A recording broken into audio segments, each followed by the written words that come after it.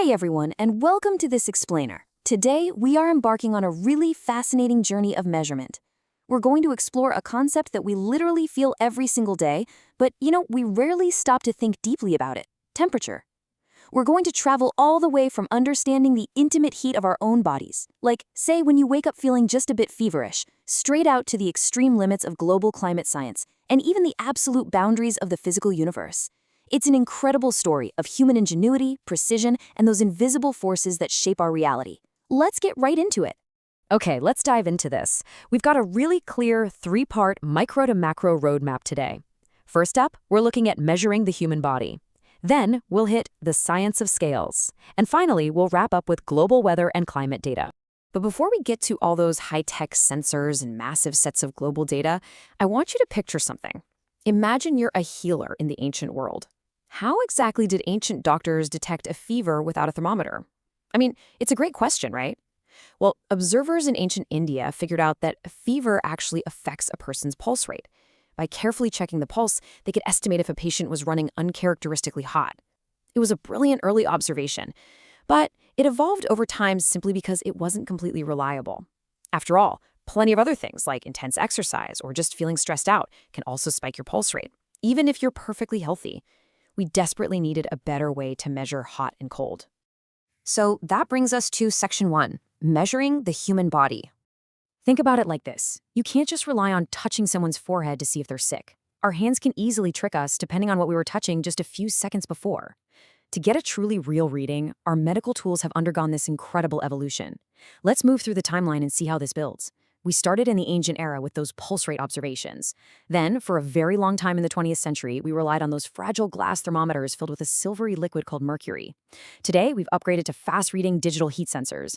And of course, recently, during the COVID-19 pandemic, we saw the massive rise of non-contact infrared thermometers, which can actually take your temperature from a distance to help prevent the spread of disease.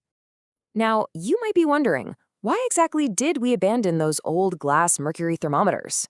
Well, the shift to digital wasn't just about showing off some cool new technology. It was absolutely crucial for safety. Those older glass models carry a very real risk of breaking, and if they shatter, they release mercury. Mercury is an extremely toxic substance, and cleaning up a mercury spill safely is incredibly difficult.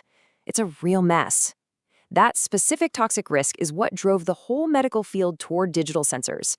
Today's modern clinical tools use safe internal heat sensors instead of toxic liquids. Plus, let's be honest, those digital screens offer significantly faster reading speeds, which is a massive relief when you're just sitting there waiting to find out if you're sick. So, say you take your temperature with a nice, safe digital clinical thermometer. What number are you actually looking for?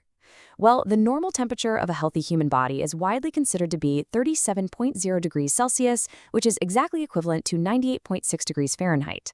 But here is a fascinating little detail. That number is really just an average taken from a large group of healthy people. Your personal normal might be slightly different.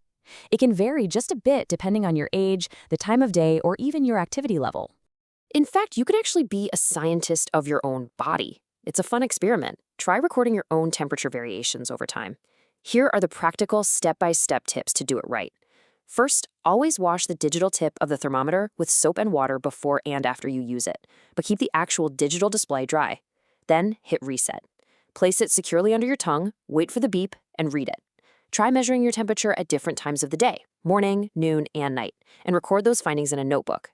After about a month, analyze those variations. You'll very likely see how your baseline shifts naturally over the course of a day without you even feeling sick at all. All right, moving right along to Section 2, the science of scales. Now, let's put on our lab coats for a minute, because in the lab, precision is literally everything. Let's compare our tools. A clinical thermometer is built with a very specific, narrow operational range, usually just from 35 degrees Celsius to 42 degrees Celsius. It's designed strictly to measure human bodies safely. If you try to use a clinical thermometer to measure something like boiling water, it wouldn't work. It'd probably break. For that, you need a laboratory thermometer. These scientific tools have a much wider range, typically starting down at -10 degrees Celsius all the way up to 110 degrees Celsius. This allows researchers to safely measure everything from freezing ice to actively boiling liquids. But just having the right range isn't enough. You absolutely must know how to read the instrument with total precision. And this comes down to what we call scale divisions. When you look closely at a laboratory thermometer, you have to calculate what the smallest marks actually mean. For instance, if the distance between a 0-degree mark and a 10-degree mark has 10 tiny divisions inside it, you simply divide 10 by 10. That means each tiny mark represents exactly 1 degree Celsius. Oh, and here's a crucial rule in the lab. To get an accurate reading, your eye must be directly in line with the level of the liquid column. If you look at it from above or below on an angle, your measurement will be completely wrong. And what units are we actually reading on these scales? Well, science relies primarily on 3 temperature scales, and they each serve different purposes. The Celsius scale is used for general science and everyday clinical use pretty much worldwide. Then there's the Fahrenheit scale, which is largely used for historical and clinical readings in certain regions, like knowing a healthy body is 98.6 degrees. Finally, we have the Kelvin scale, which is the official SI unit, the gold standard used for high-level modern scientific work. Interestingly, the words Celsius, Fahrenheit, and Kelvin all start with capital letters. Why? Because these different scales were named specifically to celebrate and honor the brilliant individual scientists who originally developed them.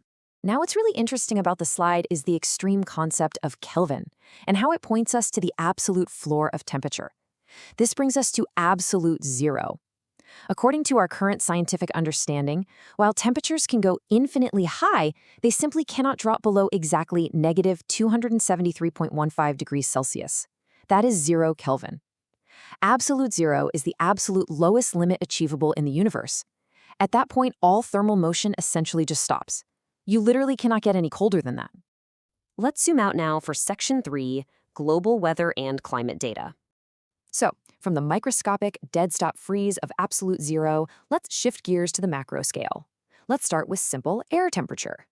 You've probably seen room thermometers hanging on the walls of clinics, hospitals, or your old middle school.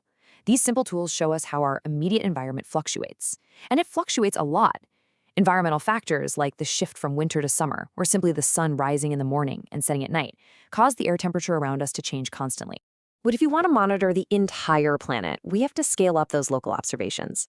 Every single day, standardized weather stations around the globe track the maximum and minimum air temperatures. Gathering this data globally, using exact, standardized tools, is exactly what makes modern data accuracy possible. As researchers, we rely on this. All of these thousands of daily readings feed directly into vital weather forecasts, and even more importantly, they are the essential building blocks we use to monitor our changing climate over decades and centuries. And this brilliantly illustrates the ultimate rule of climate science, perfectly captured in a quote by the legendary scientist Anna Money. She said, "Wrong measurements are worse than no measurements at all." Think about that. If our standardized global tools are inaccurate, our weather forecasts fail, and our climate models predict the entirely wrong futures. Flawless data isn't just nice to have. It is an absolute necessity. Anna Money's legacy perfectly embodies this relentless pursuit of precision. Widely known as the Weather Woman of India, she was an absolutely incredible scientist who took the development of accurate measurement into her own hands. She invented and built a vast array of precise weather measurement instruments right there in her home country.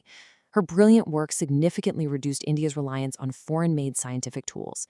And not only that, but her fierce commitment to accurate data collection actually pioneered early research into the massive possibilities of wind and solar renewable energy, truly paving the way for sustainable power. So here we are. We've traveled from the ancient pulse checks of early doctors to the highly standardized weather stations guarding our climate today. We know that human life thrives at a very fragile 37 degrees Celsius. We know the universe bottoms out completely at negative 273.15 degrees Celsius. And out there, the core of our sun burns at an unimaginably hot 15 million degrees Celsius. As our tools continue to shift from toxic mercury glass to highly advanced digital sensors, what in the world will we measure next? From a simple fever to the very heart of stars, how will the precision scales of tomorrow rewrite our understanding of the universe? Thank you so much for exploring this with us, and always keep questioning the world around you.